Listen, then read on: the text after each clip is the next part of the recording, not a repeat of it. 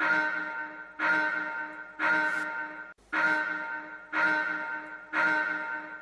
into another edition of Gas. I am Gresh. He is Jason Anik. We're playing everybody and we're winning the game last night. The head coach is fighting people on the sideline. What do you got for me? I know you're a part of Tight Pants Society. No fucking way is that a gimme, right?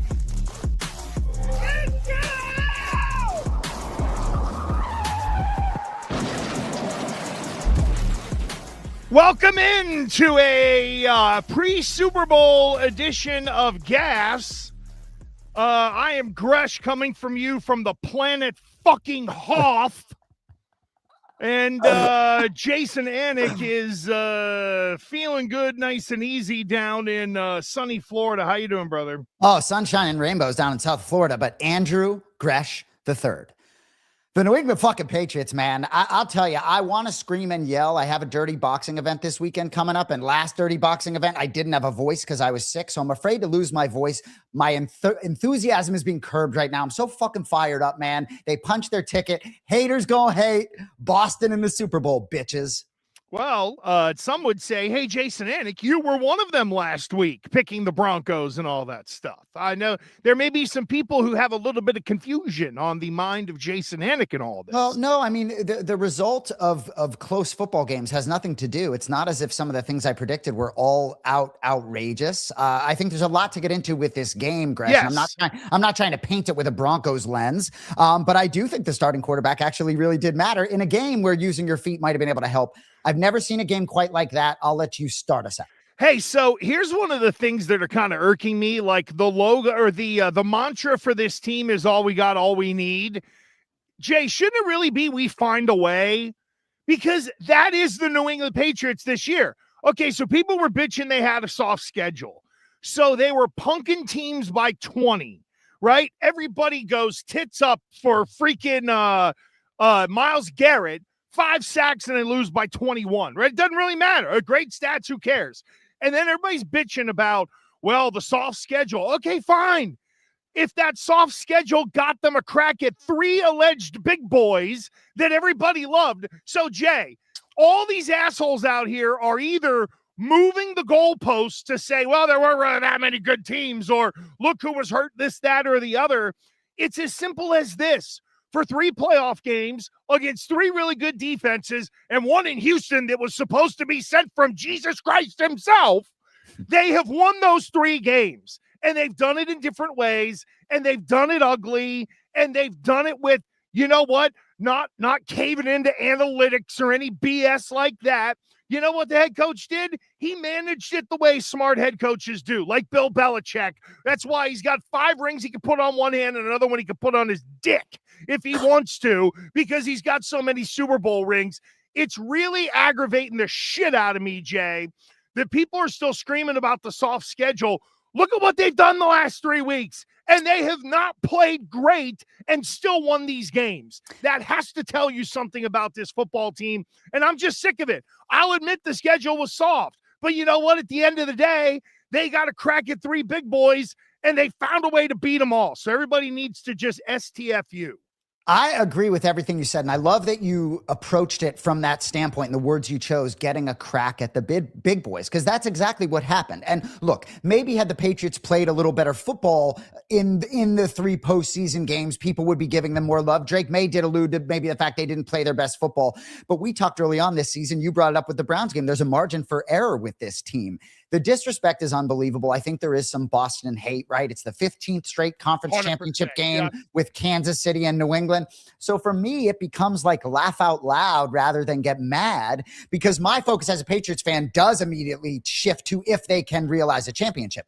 But there's so much to get into in terms of this season and this particular game that got them where they are. But in terms of this specific game, I do believe Bo Nix may have made a difference given the weather component. And I will say, Gresh, we've watched a lot of football, you more than me. I've never quite seen a game with weather impact it in a way in the middle of it in a game of this magnitude. It almost felt like a baseball game where there was a weather delay in the 6th inning, and like that's the score, and go back to your clubhouse. We just got to shut it down now. And Mike Florio made a great point. What if Denver had tied at 10? Was anyone going to score? So I think it was a fascinating game. I was riveted. My mom took a picture of me. I looked scared to death. I love this, the code put up of how the conditions got worse as the game went on. And you're right. The whole, if it's week 8 and you're Sean Payton and you want to go for it in that spot with a backup quarterback and pass up the field goal, and it's a regular season game, then fine. You're managing, again, I go back to Belichick. He always says points and field position are at a premium in the playoffs. And Peyton ignored field position and ignored points to try to go for it. And that old Charlie Weiss line that I've referenced, just be 1 point better. You don't have to be sexier. You don't have to win the style points. Just be 1 point better. And I think that is this football team. You know, I agree. And yes, was he able to instill Jared Stidham with confidence early on? Yes. But don't you think a 10-point lead would have put that moment to me with that backup quarterback to give him that confidence rather than the coin flip on 4th down, where if you get it, you do probably win the game. Okay. You probably, I guess scoreboard indicate, but you take him to a different place of confidence, and then different things proceed accordingly. The game was just fascinating. How many turnovers did Drake Maye have, though? You talk about managing a football game from the standpoint of a head coach. How about the quarterback that protected the football? No turnovers for the Patriots unless I'm mistaken. No, and I'll tell you what, I really think the last 8 weeks, you can argue that Ramondre Stevenson has been, in his own way, the most consistent and the most effective player. Jay, there was one of the runs, I think the 28-yard run that the kid broke. Ramondre worked with an offensive lineman in picking up like a middle blitz, and he stoned the guy. I mean, really stood him up in the pocket, and the kid scooted by him. Ramondre played 94% of the snaps because, unfortunately, Henderson has now gotten into, I'm going to try to make a big play every time. He's dancing around, and you notice that Ramondre got tough, bad weather playoff carries. Why? Because he runs in a straight line. And then Ramondre turned 2-yard runs into 5-yard runs. And those little things, Jay, to me, made such a big difference in this game. And it's little hidden stuff, because it wasn't, Ramondre broke a 50-yard run, which is the way people want to evaluate running backs. It was the little things that guy did. For one back to play 94% of the snaps on offense is crazy, especially at altitude. So many teams get credit for their backfield, even the Super Bowl backfield for the Seahawks. I know we're not going to see Nick Charbonnet. We're only going to get Kenneth Walker, but Patriots got their own little thunder and lightning. And Ramondre Stevenson, again, this coaching staff, do you see the way he carries the football? It looks as though he's carrying it differently, protecting it differently. And gosh, if he doesn't fumble, we all know his value. He can catch the football too. Trevion, that was just more of a Mondre game, if you will. But gosh, is he valuable? And, LeGarrette Blount was talking earlier this week, I think before the AFC Championship game. I didn't even have this in my notes. And he's saying, someone's asking if the Patriots get through, are they just going to get blown out in the Super Bowl if it's Rams or Seahawks? What matchup you like better? He's like, they're not getting blown out by either team. Gosh, I'm just so happy for the Patriots. It's just unbelievable, right? You could go over it again. Patriots 0-4 at Denver in the postseason. Go ahead. No, true. But you know what, Jay? And I've gone the rant on the word unbelievable, but this really is. I mean, it's not Indiana turnaround, but Jesus God, it was pretty close given the way how deep Mayo sunk this team last year. And you mentioned the kid. And I know that we will get to the quarterback comparison and all that, but how about this? 54 total points are the fewest any team has scored and won every game in a 3-game playoff stretch since 1969. And everybody, Jay, I feel like if we just go, not us, but if we go by the national media, right? Chargers got tough defense. Houston's the 85 Bears. Oh, boy, this Denver defense can really pass rush. And the Patriots defense outplayed each of those defenses in each of those games. This group is flying under the radar, and I loved hearing arguably the best player in Milton Williams after the game, basically saying, when are you going to put some respect on our name? I love it that the best player is getting pissed off that they are not getting their just due. You know, their struggles during the regular season in the red zone, I think, is a big reason why maybe they haven't been given their flowers, but they've sort of fixed that in the postseason. We talked all season long about this being a wide open AFC, right? Obviously, we knew Mahomes was out, Joe Burrow was out, Lamar Jackson was maybe going to be out. He ended up being out.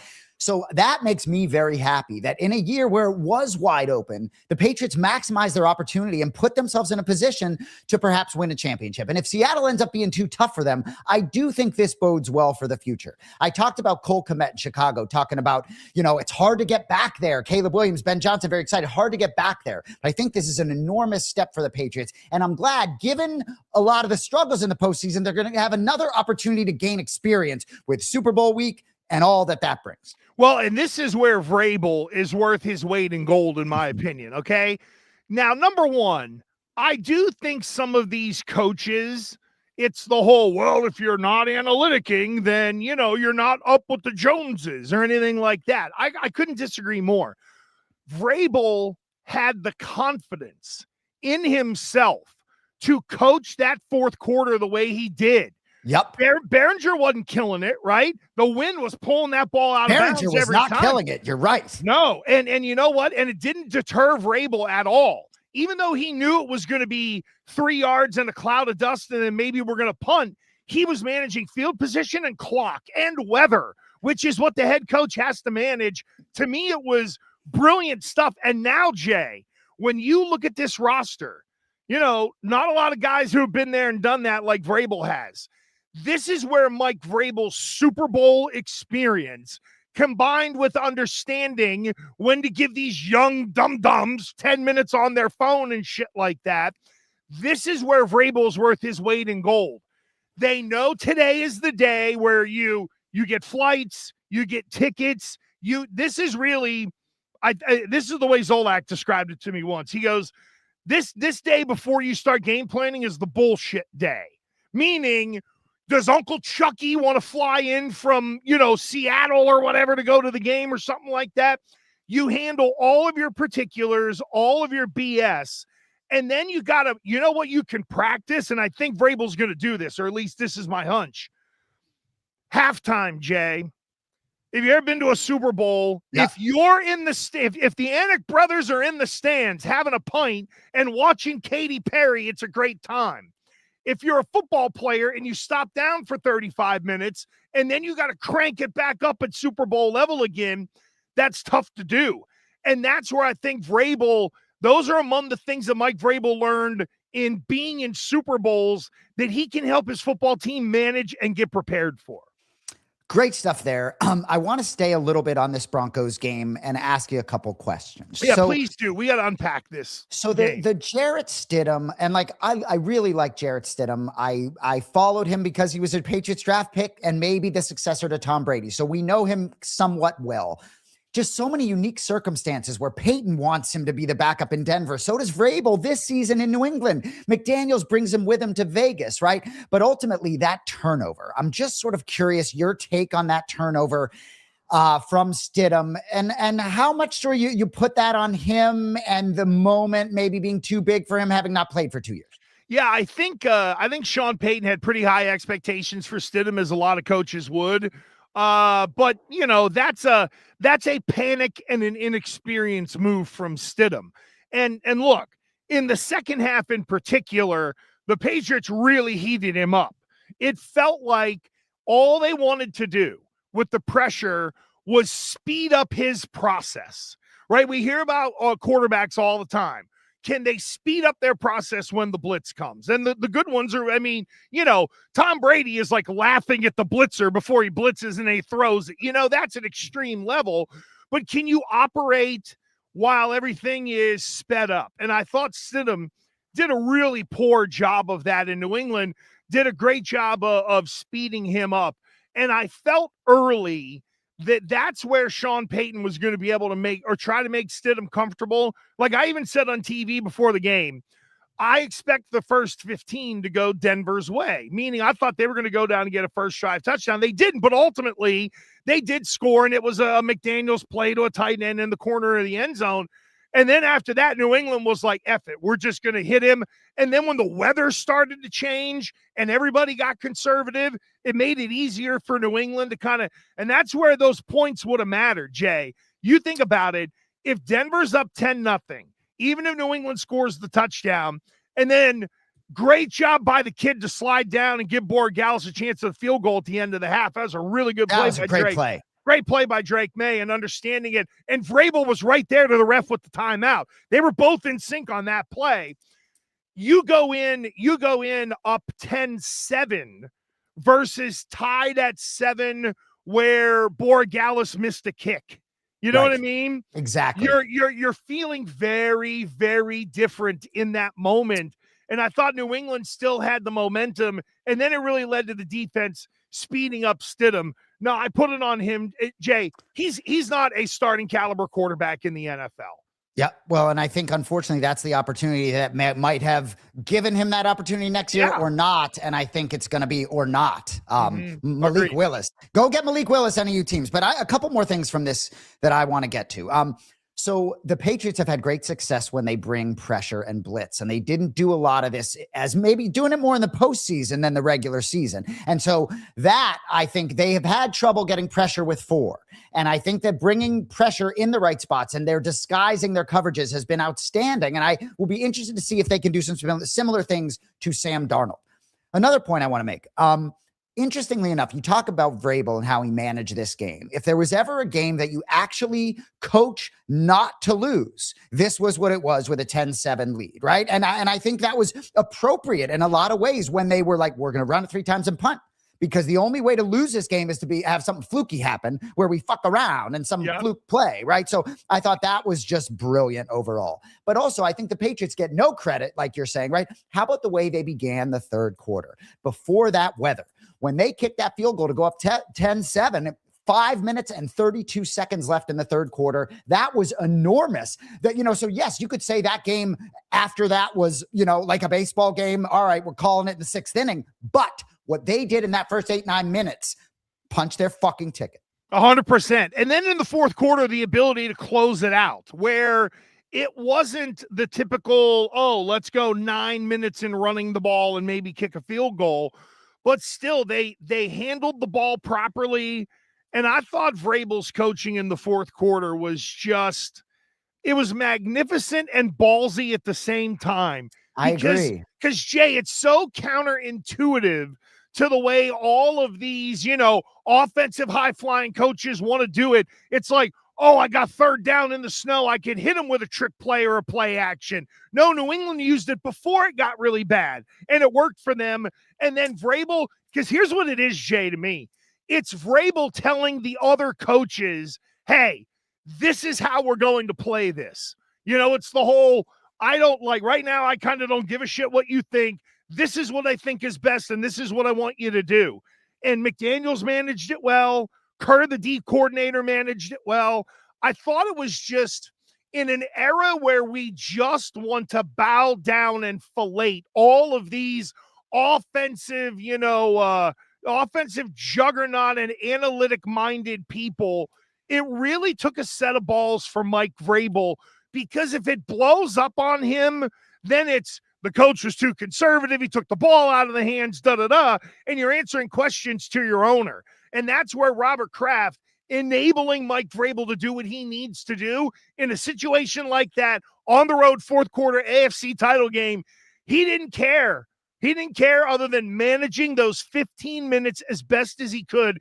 And I think it takes a lot of balls because the modern coach is going to want to do something stupid there. See Ben Johnson. And Vrabel just so able to live in the moment to moment, manage the micro, the macro, the small picture, the big picture. He's just completely locked in. We're blessed. One final thing before we move forward, and I don't think we need to be long on this, but okay. The Chiefs are going to be moving to a dome in the state of Kansas. Is that accurate? I don't know if that's official or not. No, it is. No, by 2031, everyone in the AFC West will be playing indoors. And if Denver gets their way, same thing for them. How funny is that? It's hard not to make this a longer conversation, but what I will say is that I'm certainly a fan of weather in football. It is kind of unique that that oftentimes that real bad weather is in the postseason, because that really is when winter sort of gets going. Yes, that 10-7 game literally felt like it got frozen. Literally frozen in time, and the last 15 minutes of the game, it didn't matter. And it's just kind of weird for me. So I've always been wanting weather. How can Kansas City take away their snow? And usually it is an advantage for the home team. But ultimately for me, I don't know. This game, I can understand if I'm not a Patriots fan, how this leaves something to be desired in a huge game. Yeah, if teams want to do it, that's their choice. I feel like in Green Bay, they'll never build a dome, nor should they ever. It would ruin that place. But if you want the outdoor to be a part of the equation for your football team, look at Buffalo, Jay. They built a nice stadium where the fans are going to be covered, and it's going to be a better experience for them.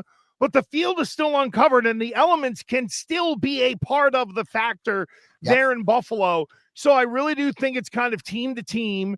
And that's why these Northeast football teams are built for anything and everything. I'm a big believer in that you can't take the LA Rams and throw them into the weather here. It'd be really tough. And I know they went and did it in Chicago.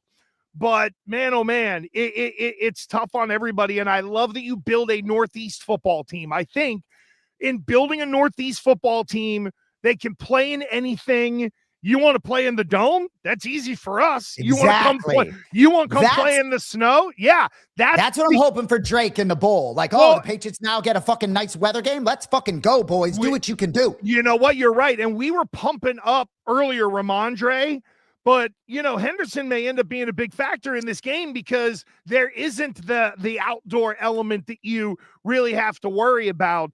No, I think football should be played in weather. I don't hate domes. I don't.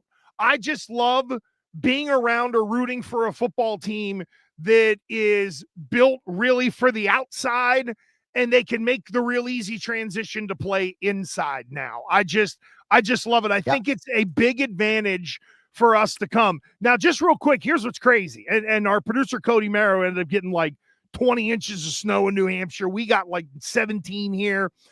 Jay, if the AFC Championship game was in New England, it would have been played on Monday night. There was no way, for as much as we love the elements, it was so bad here. There was no way they would have been able to play that game. Interesting. And last night, we ended up getting like an extra 3 inches of snow.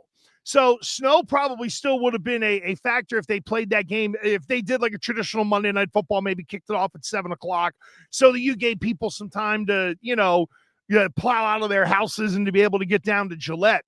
But it was so bad. It was the rare extreme that it was so bad they wouldn't have played that AFC Championship game on Sunday. It would have got punted to yesterday. And then it would have been, the elements, the atmosphere. People would have been on fire because they've been shoveling out a Hoff. God almighty, it would have been amazing. But for the Broncos, it's a bad break. Would Bo Nix have made a difference? Jay, I'm with you 100%. And you know what? My pick might have been a little different because I already kind of know where I'm leaning for or at least I feel like I know where I'm leaning for the Super Bowl, but I still need to dig into the numbers a little bit more. But I really felt with Jarrett Stidham, Denver had no chance. They got their one touchdown, and then the coach probably mismanaged them out of 6 more points. Fascinating. All right, we got to get to the NFC Championship game recap. And it's interesting. Sean McVay criticized himself for his job the prior week at Chicago, right? But I thought he had a couple opportunities in this game to make some different decisions. I understand hindsight's 20/20, but late in the game, down 31-27, they could have kicked a field goal to make it 31-30 on a 4th and 4. I don't think that would have been outrageous. And even going for 2 when they scored a touchdown with 2 minutes left in the third quarter. I understand he didn't know that was going to be the last score of the game, but at that point, maybe it looked like it was going to be in the 50s in terms of the score. But I thought he had some moments there. Really competitive team. So sick of everybody talking about that being the Super Bowl. New England's going to have something to say about it. And I'll say, and I'll let you go on this game, these two teams are very evenly matched. As a Patriots fan, though, I am very glad that we are not seeing the Rams come to town. Let Christian Gonzalez lock down Smith and Jigba. Let's figure it out. I don't need to see Puka Nacua, Matt Stafford, etc. So either way, we can talk about this game, but hard not to look forward. Yeah, I wanted the Rams. I thought New England matched up really well against the Rams, and they're tougher than them. That to me would have been the big difference. And I do think there was some toughness difference in between Seattle and the Rams in really watching this game. To your point though, Jay, and kind of moving forward, other than the profiles of the quarterbacks, right? And we can look at the way Drake Maye's played this postseason, the way Sam Darnold's played this postseason. It's been wildly different number-wise between the two. Other than that, I feel like it's kind of looking in a mirror. A tough-minded defensive coach. They like to run the ball. I mean, even when Seattle's offense is ripping, they don't really want Sam Darnold throwing more than 25 times. And how many times did Drake Maye land on what felt like 24, 25, or 26 throws a game? I feel like they both want to manage the quarterback on some level. They both love to run the ball. They both have tough defenses. Here's the thing. They're big in the line of scrimmage. I think both teams, like you look at Milton Williams, you don't see a 300-pounder. You see a pretty active D lineman. But boy, when you look at some of those fat bodies they got on that offensive line in Seattle, you know there's some satchel asses over there, and that's going to be a great fight between both offensive lines and both defensive lines, because I think there's some real players in there, and I also think there's a lot of beef. The size is going to be a factor in this game, in my opinion. I agree. There's a lot of different components to this game. I think the Patriots last week playing in the snow in that 10-7 game, and then you see Seattle and LA being able to put up some points. It's like if Seattle and LA had been playing in the snow, it would have been pretty similar to what the Patriots executed. Otherwise, they would have lost. So I look forward. The Patriots' last 3 games, really tough defense, cold weather games. There's been some weather in some of these games. So look, CJ Stroud had trouble the prior week. So I'm looking forward to that opportunity for them to play a clean game. In terms of this NFC Championship game, before we go full on to the Super Bowl, anything else you want to touch on from this particular game? Special teams for the Rams was a huge issue. Big play there where muff punt really flipped the game. Mm-hmm. Anything else from that game before we move forward? What's really interesting is Jeremy Springer, who is the special teams coach here in New England, the only holdover from the Mayo staff was connected to McVay. And then you look at special teams hurting McVay and you're like, oh my God. But that to me is some of my criticism of McVay. We're going to play offense. How about the other, I've argued this before.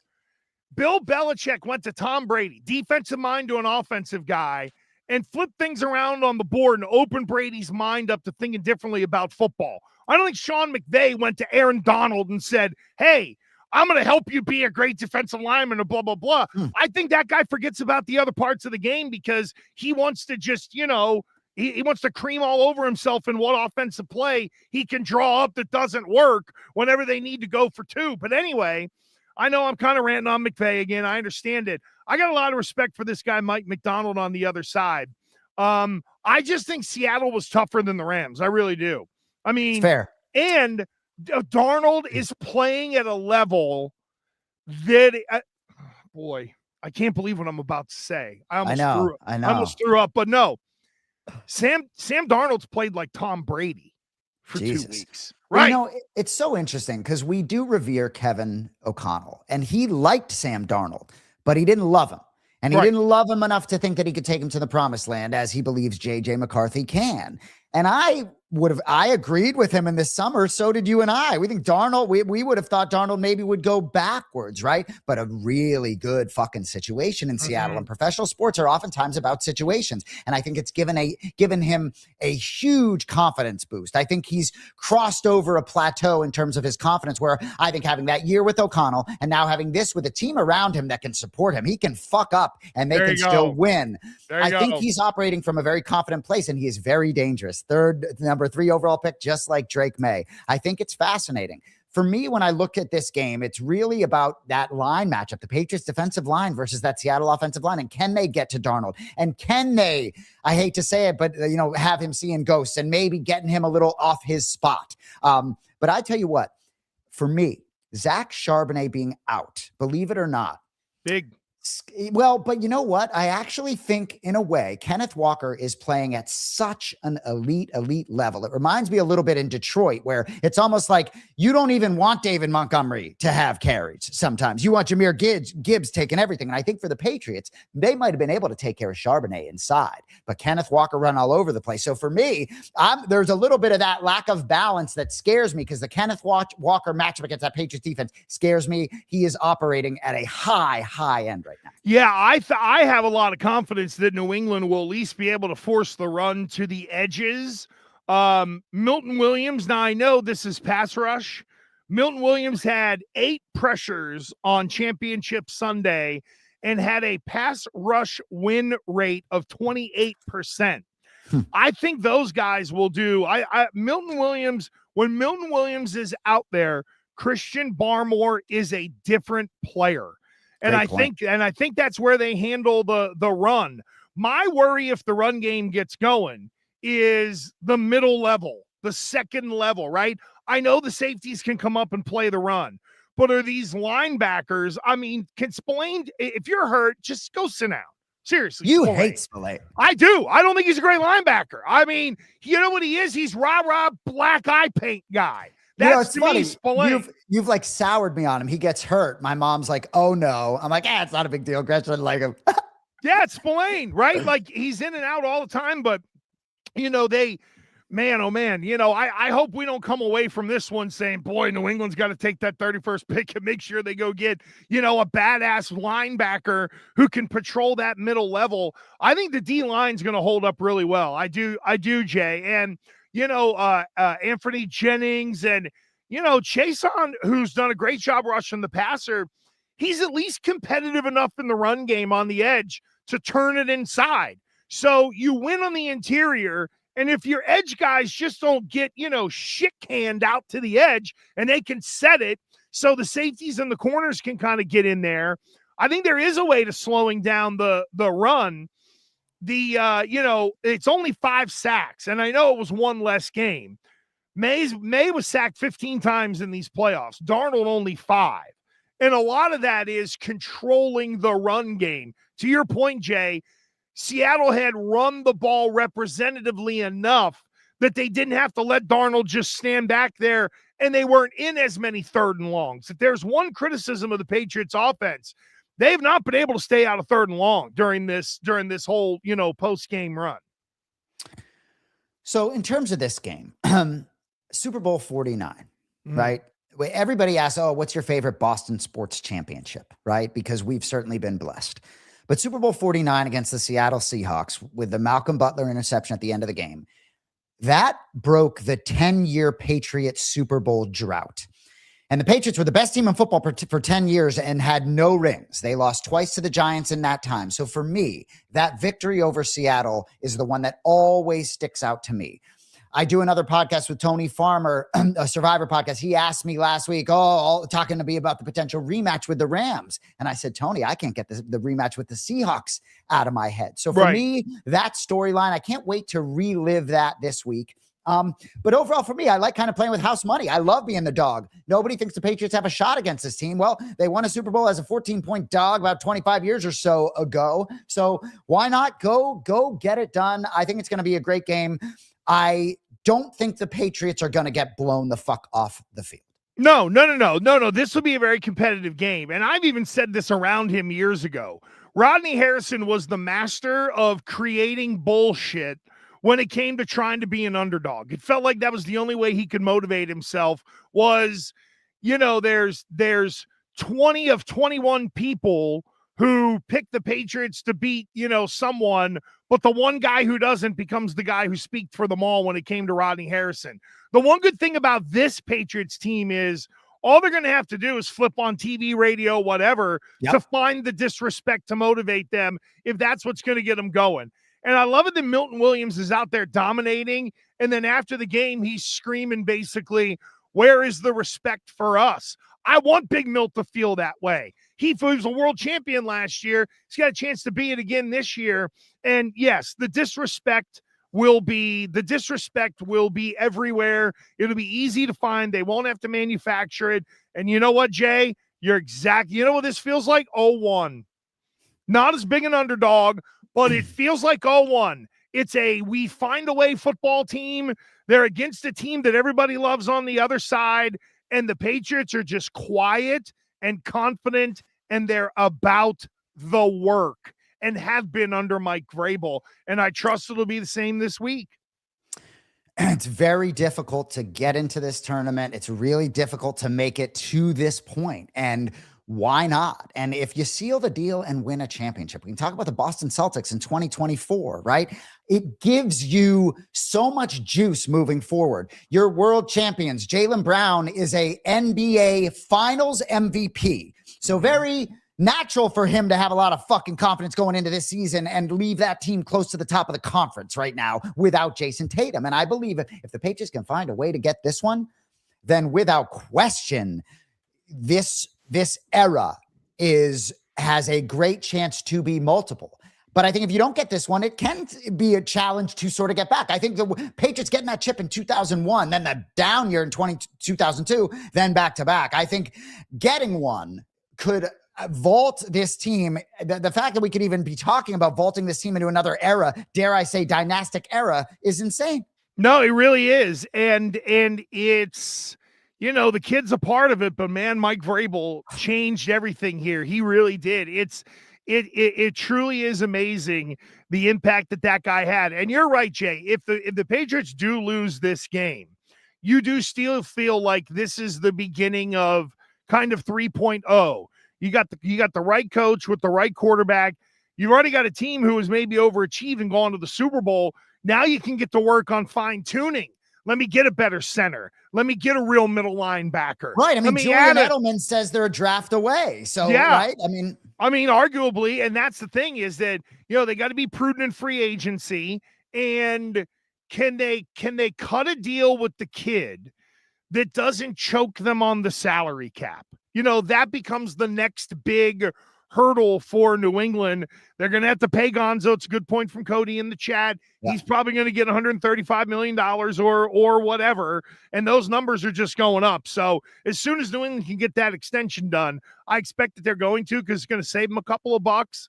But you're right, Jay. I think we might be on the verge of version 3 and another fun decade following New England. But getting it done is really a big piece of that, because you look at Joe Burrow getting there and not getting it done. So many things can happen, but I think getting that chip gives you a great chance to have the intangible ability to maybe get another one. I hate to say it. I think this AFC is going to be daunting for at least for a long time for Drake Maye and the Patriots to get through. I think it could be more difficult next year. Go ahead. No, I don't disagree with that, but I'll say this because I know we want to get in some UFC before we get out of here. A little short and show today.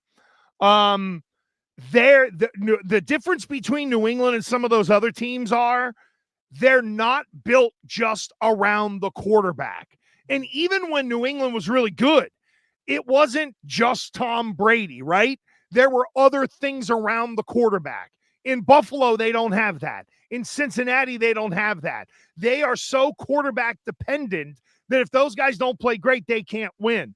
That's the difference with New England and why they've got a chance to be way more consistent than those other AFC teams, because they're building a football team. They're not building a group around a QB. And the culture, right? Sean McVay was asked a question, and I don't have it in my notes, but someone asked him a very good question. He said, the love that he has for the people around him, doing it for them is a big piece of it. And the relationship of Drake Maye and Mike Vrabel, I could already make an argument, is a stronger relationship than Belichick and Brady ever had, despite winning. Whether that takes you where you want to go or not, but in 2026, that's the way to do this. I mean, Drake Maye and Mike Vrabel, unless they go through long, I don't see any conflict of these two persons in terms of handling their business and be able to have a relationship too. It's very, very unique. You look at some of these organizations like the Eagles and you have problematic things. Mike Vrabel is able, you hear Stephon Diggs like on the verge of tears saying the best coach he's ever played for. It is fascinating. I hope they find a way to get it fucking done, man. Well, the other thing too that makes it easier for Vrabel to have different relationships is he's not the guy with the checkbook. Bill always had to, hey, I'm the GM first and then the head coach second. That's why it was always business with Bill. And with Brady, he's such a maniac. it gave him the best chance to win and put rings on his fingers. Brady was unique like that. Like his first extension was $60 million or something like that, because Bill had said, hey man, we're going to put a good team around you. And you know what? Brady was enough of a nut job to buy into that for a while. And he went to 10 Super Bowls. I think that matters to Brady more than, him and Bill sending Christmas cards. I agree. And I also think at certain points in his career, when he was signing extensions, he was also married to a woman that was worth a lot more than he was. And that was probably a little bit relevant there too. Tommy, he does not love you. So we're going to talk a lot about the Super Bowl on next week's show, time and day to be determined. But we got a little combat sports to talk about for the first time in 6 weeks. So maybe get in a little bit of that before we get out of here, Andrew. Yeah, I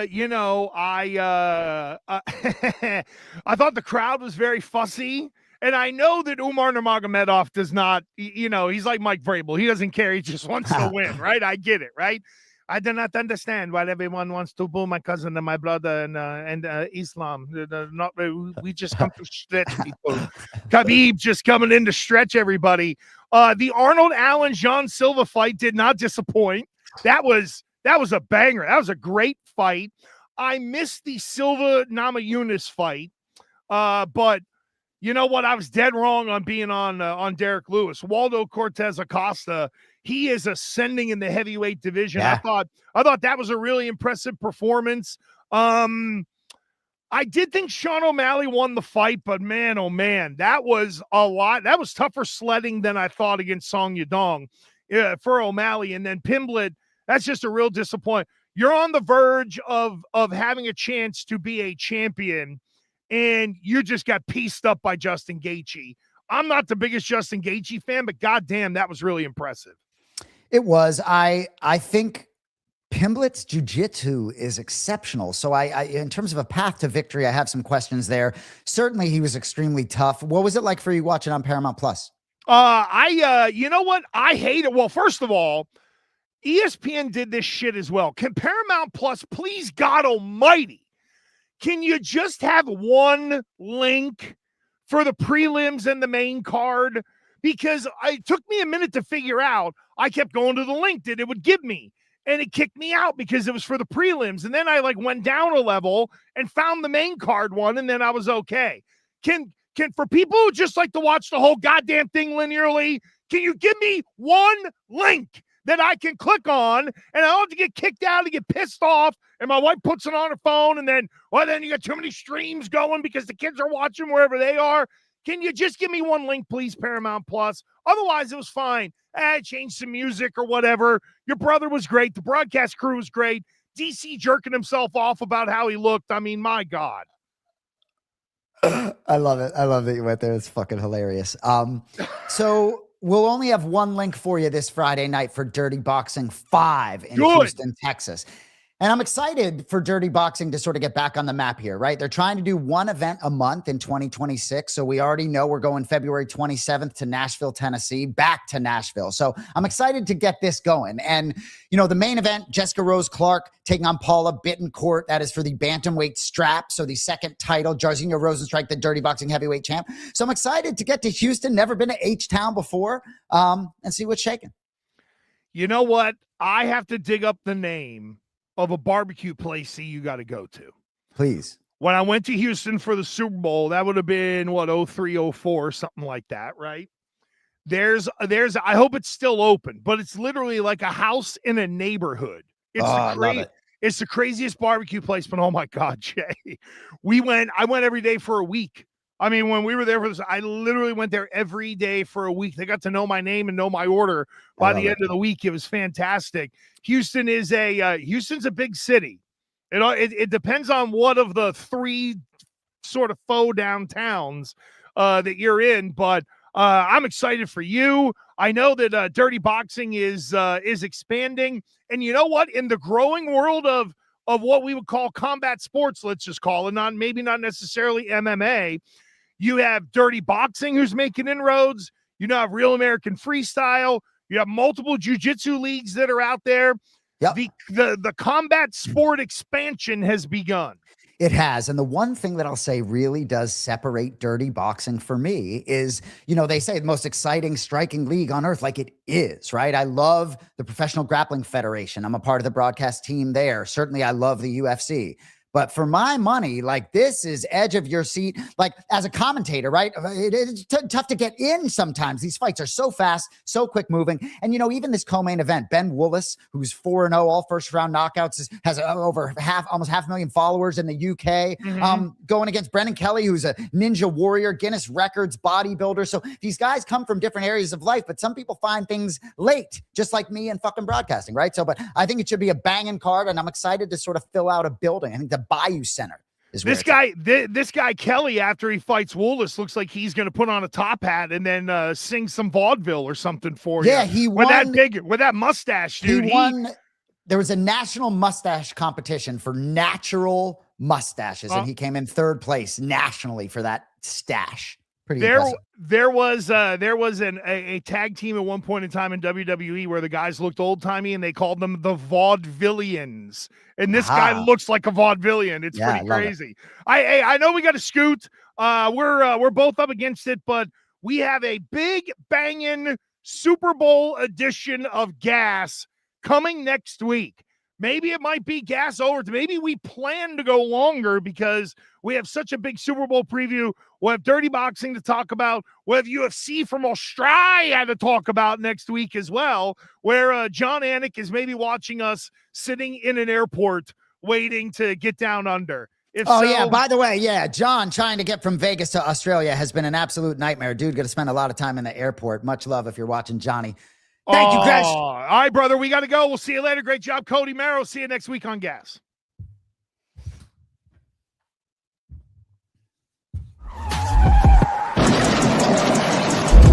Boston is right from the start.